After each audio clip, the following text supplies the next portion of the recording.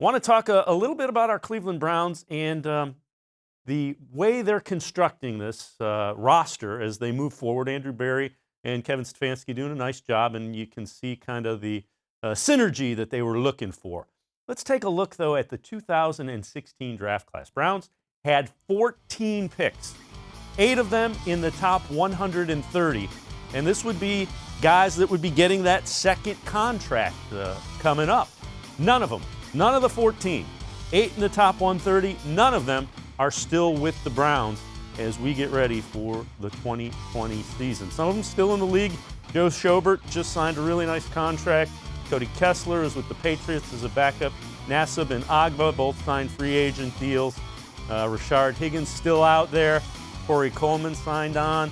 But none of them are with the Cleveland Browns. So that leads you to the question, what kind of challenges do Andrew Berry, Kevin Stefanski, and the previous regimes face when they are constantly changing because they can't develop players and get them for that second contract? Time to welcome in Jake Burns from the Orange and Brown Report. Jake, a guy that we always turn to when we have some definite football questions. Jake, what about that? You're constantly changing schemes. You're constantly changing general managers. Everybody wants their own guys. The Browns don't have any of that 2016 draft class, 14 strong, that will be getting second contracts from this franchise. Yeah, I think the thing that gets really challenging in these situations is understanding that just because guys don't stay here doesn't mean that there wasn't talent drafted. You know, Emmanuel Ogbah, Joe Schobert, some of those types, even Corey Coleman sort of fringing on, and Cody Kessler too. These are guys that if they had not gone through the multiple regime changes, as they have done so, just 3 in this short period of time, those are guys that could still be here for a cheaper second contract and could still be contributing because they would have ties to the front office. You see so often when these changes occur that, you know, the next front office comes in and flushes out the guys that they're not connected to, or the young talent somehow gets flushed out, and these guys go on and find success at other places. And I think that is something that happens with Cleveland a lot, unfortunately. Guys like Jordan Poyer, the safety in Buffalo, who's having a great career there, and then Demario Davis, who leaves Cleveland when a regime change came in and traded him off, and he's one of the best linebackers over the past 2 years for New Orleans. It's just it gets really challenging because when you're a new GM, you have this plan, this goal, this model of a team you want to make, and when that happens, sometimes guys who probably shouldn't be let go don't fit what you're looking for, and they're let go and they catch on and thrive somewhere else. I think that's the thing that people don't necessarily always understand, is that there's not one unified football philosophy in the NFL. There's 32 different visions of how this thing should look.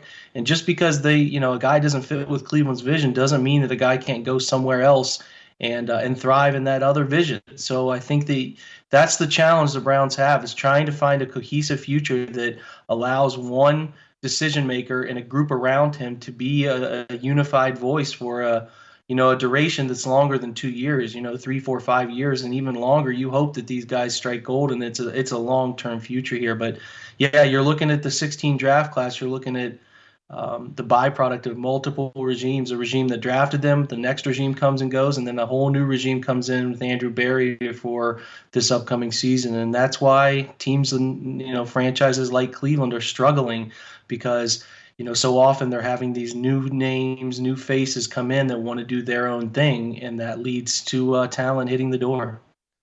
When you look at, guys that are really picked after the first round, they have certain things they do well, but certain things that they're deficient in. That's why they're not, top 4 or 5, 10, 15 in the draft. Is that kind of what it is, the scheme fit? You're asking guys to do certain things.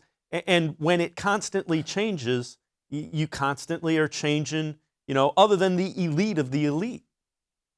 Sure, yeah. I mean, you're looking for guys that fit what the coach wants to do. I mean, say that you have a guy like, Freddie Kitchens, who was more of a drop back thrower. You need tackles that fit that mold and maybe are more gap blocking scheme guys because they like to run power and counter and things like that.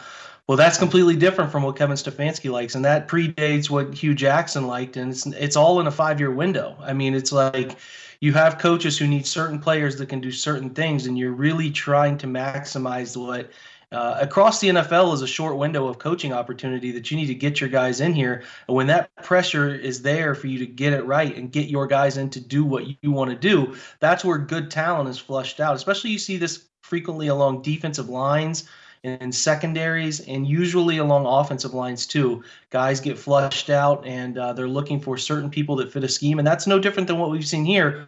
We just have to hope the Browns can continue to stick with the scheme for a prolonged period of time, at least on the offensive side of the ball. And then if you look to defense with Joe Woods, you hopefully Joe does well enough to get himself another crack at a head coaching opportunity, and then from there, you have some disciples underneath him who can continue to build some continuity. So, the best places have coaches who dominate one side of the ball. Andy Reid's an offensive mind. Bill Belichick's a defensive mind.